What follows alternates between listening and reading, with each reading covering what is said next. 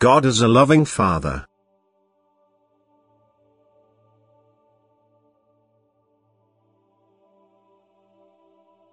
For the majority of people I am the distant, inaccessible God, providing they still believe in me. But they have no bond with me, they look for me in the distance, they indeed see in me their God and Creator but not their Father. They have not yet established the relationship of a child with its father and therefore dare not address me like a father, nor do they expect help because they exclude my fatherly love and only see in me a punishing God, a merciless judge who condemns them without pity if they don't live in accordance with his will.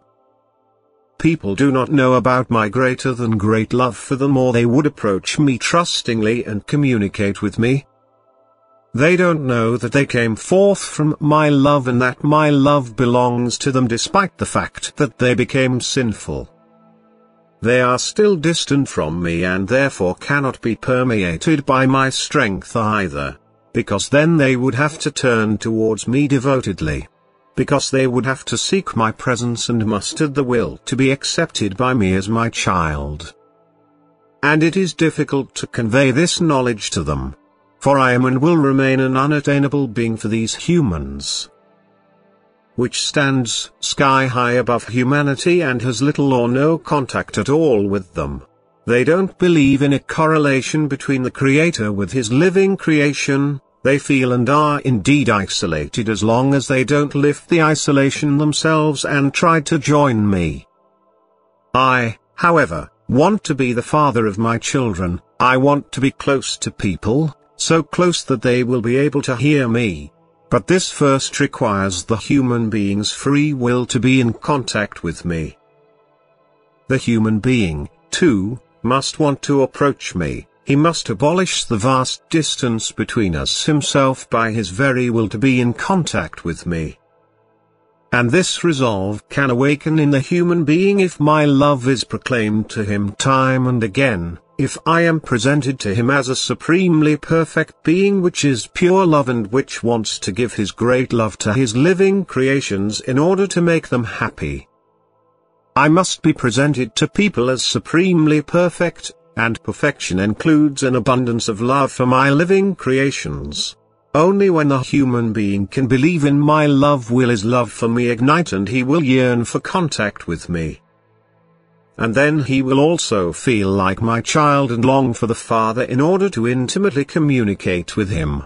He will no longer feel any inhibitions. He will speak to me like a child speaks to its father, and he will also feel my love and therefore approach me trustingly.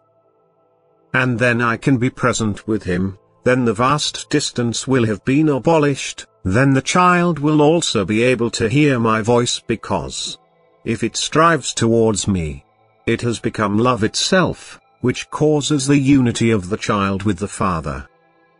And as soon as you are able to portray me to your fellow human beings as their God and Creator, as a most loving Father who only desires to be united with his children again as it was in the beginning, as soon as you present me as a God of love, people will lose their immense shyness in regards to me and trustingly turn to me when they are in trouble.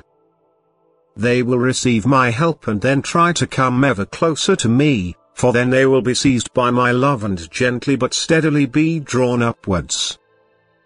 And one day the union will take place too, for once the human being has felt my love he will not detach himself from me again but ever more eagerly strive towards me. And the vast distance will finally have been overcome, with the human being no longer only seeing in me his God and Creator but his Father, to whom he will then take his path and with certainty also reach his goal. Amen.